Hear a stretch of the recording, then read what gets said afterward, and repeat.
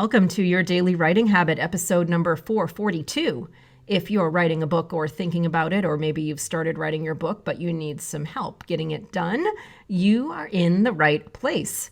Good morning and happy Friday. I'm your host, Christine Whitmarsh, also known as Christine Inc., Christine-Inc.com. Each day, I'm sharing with you the writing habits I've learned over my 18 years as a ghostwriter, book coach, and author. I have found that three things in particular have a huge impact on one's success as an author, and they are writing fundamentals, productivity, and mindset habits. Here's today's quote.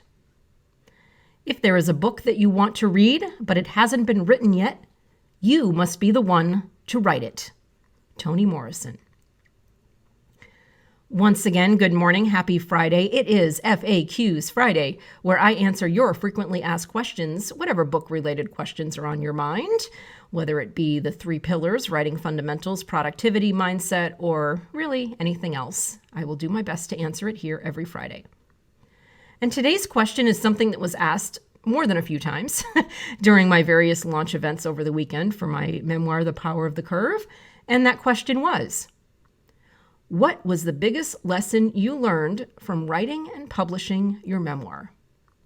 Well, obviously there were many lessons learned, especially after ghostwriting mainly memoirs for almost 19 years. I finally wrote my own memoir, so now it's great. I have an answer to the question when people are like, you say you're a memoir expert. Where's your memoir? Ha, here it is.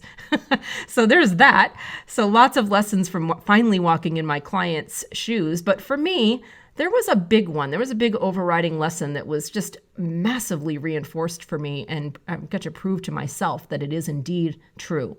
And thank goodness, because it's one that I've talked about a lot over the years and tell my clients and my authors all the time. So, phew, thank goodness, it's true. And that lesson is personal stories from the heart, vulnerable, candid, well-told personal stories are the most powerful way to connect with others. Now, I've been telling my memoir clients this for years, but doing my own really brought this lesson home for me in a big way.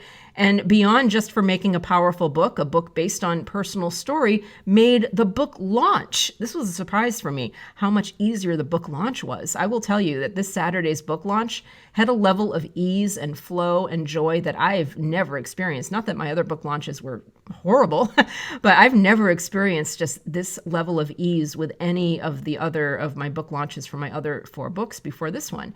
This one didn't feel like promoting or selling at all. It just felt like I was sharing stories of things that happened to have happened in my life, and that's all, like talking to my friends or my husband about my day. There were no struggles for words or quote-unquote pitches or copy, any of those kind of things, a lot of the marketing things that happen around book launches.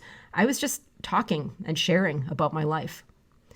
And of course, it's easy to say this for a memoir, and I realize many of you are not writing memoirs. But think about it, there are usually ways to incorporate personal stories into most every type of nonfiction book. So keep that in mind. Keep that in mind. Now it's proven to me the power of personal story. And this also reinforces another piece of advice that I give to aspiring authors, especially during initial book consultations, when people are in doubt about which of their book ideas to move forward with first. I generally deal with very prolific, ambitious, creative, motivated people. So some people come to me with like 5 book ideas saying, what should I do first? And in most cases, I say, when in doubt about which book to write first, start with your memoir, even if that wasn't even on your list of potential books to write. I didn't, of course. This is, as I said, book number 5. So there's yet another lesson that I learned that I can pass along to you, hopefully to make your author life a little bit easier and more successful.